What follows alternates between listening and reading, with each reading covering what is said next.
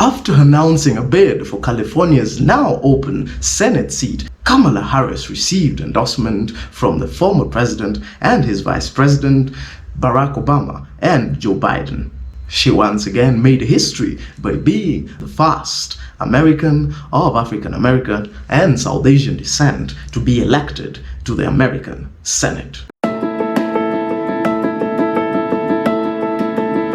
During her tenure at the Senate, she was a strong anti-Trump proponent. She went after the then U.S. Attorney General William Barr, challenging his report, but concluded that the then President Donald J. Trump was not guilty of colluding with the Russians to interfere with the U.S. presidential elections.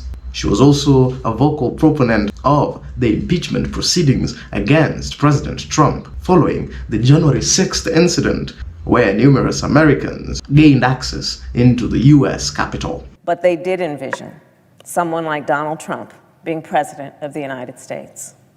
Someone who thinks he is above the law and that rules don't apply to him. So they made sure our democracy had the tool of impeachment to stop that kind of abuse of power. She also made controversial allegations, including on May 5, 2019, where she claimed that Stacey Abrams and Andrew Gillum lost the Senate seats in Georgia due to voter suppression. This was despite Stacey Abrams having lost with a margin of over 55,000 votes and Andrew Gillum having lost with a margin of over 32,000 votes. She also participated in crafting and promoting bipartisan bills with her Republican counterparts. For instance, she co-sponsored the bail reform bill with Rand Paul and the election security bill with James Langford. She also crafted the workplace harassment bill with Lisa Murkowski.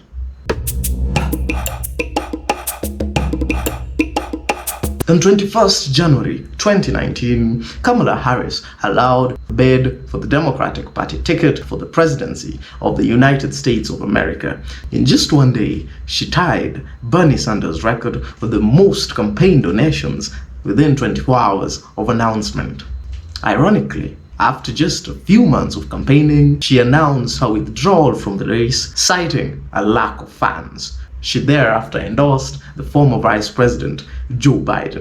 So here's the deal, guys. My campaign for president simply does not have the financial resources to continue, and the financial resources we need to continue. The Congressional Black Caucus had started piling pressure on Joe Biden to pick an African American as his running mate, with the top contenders being Val Dennings, Kamala Harris, and Keisha Lance Bottoms. Following the BLM movement and the death of George Floyd, more pressure was piled upon Joe Biden, who on August 11, 2020, announced that he had settled on Kamala Harris as his vice presidential candidate. The duo won the elections, beating the Republican opponents Trump and Mike Pence. Kamala Harris was sworn in as Vice President of the United States of America at 11:40 a.m. on January 20th, 2021, 2 days after resigning from her Senate seat.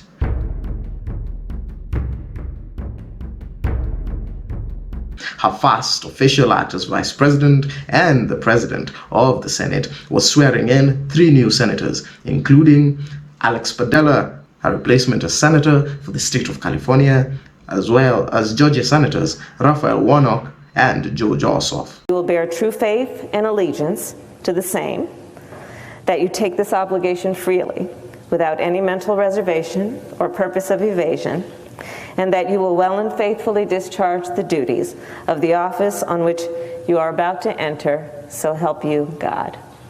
I do. Congratulations. During her tenure as the Vice President, Kamala Harris is most known for her tie-breaking votes. She surpassed the record of John Adams by casting 13 tie-breaking votes within her first year in office. She also broke the record for the most tie-breaking votes by a vice president by exceeding that of John C. Calhoun. She also focused her efforts on immigration, more specifically within the Northern Triangle nations of El Salvador, Guatemala, and Honduras, encouraging fostering of stronger relations with the aim of combating illegal immigration. In April 2023, Joe Biden announced his re-election campaign, with Kamala Harris as his preferred running mate. They automatically became the Democratic Party's presumptive nominees. When I ran for president 4 years ago, I said we're in a battle for the soul of America, and we still are. However, with increased scrutiny over Biden's health and after his lackluster performance on their first presidential debate on June 27, 2023, questions arose regarding his fitness to lead. On July 21, 2024, Biden suspended his presidential campaign and endorsed Kamala Harris as his replacement. Harris did not participate in presidential primaries, being the first presidential nominee since Hubert Humphrey in 1968. She was instead nominated through a virtual roll call of delegates. Today, as the Democratic National Convention enters its second day, the ceremonial roll call is scheduled to nominate Vice President Kamala Harris as the party's official presidential candidate. Democrats formally nominated her in a virtual roll call earlier this month. Addressing the convention that until very recently was planned for him, President Biden enthusiastically threw his support behind his number two. The manner in which he received the Democratic Party's presidential ticket was a subject of discontent, even among some members of the Democratic Party, who questioned the level of meritocracy involved in the process. Upon her nomination, she announced Minnesota Governor Tim Walz as her running mate. Kamala Harris and Walz lost the 2024 election to Donald J. Trump. She conceded defeat the following day after the announcement of the results at her alma mater, Howard University.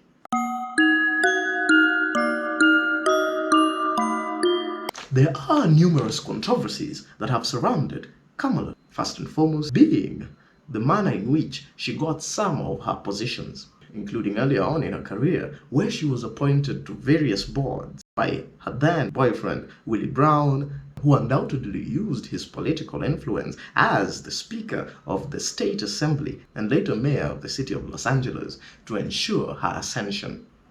Due to her close relationship to senior members of the Democratic Party in the state of California, she would also receive endorsements from party bigwigs like Nancy Pelosi and even Barack Obama. This undoubtedly gave her an undue advantage over her colleagues, who some may argue could have been equally or even more competent. She's also accused of being hypocritical in her fight against domestic violence and gender-based violence when during her tenure as the state attorney general between the years of 2011 and 2017, the California State Legal Department forked out over $1.1 million in settlement of claims by employees who claimed that they had been sexually assaulted.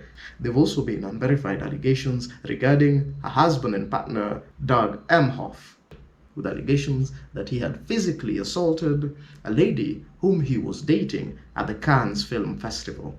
It is important to note that the Emhoff family denies these allegations, and these allegations are yet to be verified, with all witnesses opting to remain anonymous, with no known cases, criminal or civil, being filed with regards to the allegations. The biggest controversy surrounding her, however, is the manner in which she received the Democratic Party's ticket to run as the President of the United States of America.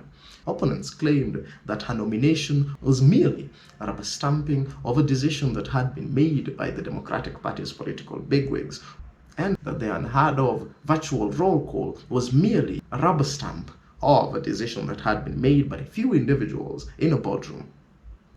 Opponents further argue she had no strong record to show for her 4 years as vice president, which alarmed even Democratic Party insiders upon hearing that she had been settled upon as the party candidate without her participation in Democratic primaries.